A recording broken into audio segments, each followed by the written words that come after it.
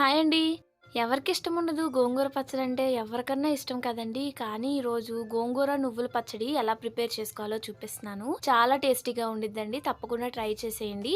ముందుగా అయితే ఒక కట్ట దాకా గోంగూర తీసేసుకొని బాగా వాష్ చేసేసుకొని డ్రైన్ ఔట్ చేసేసుకోవాలి.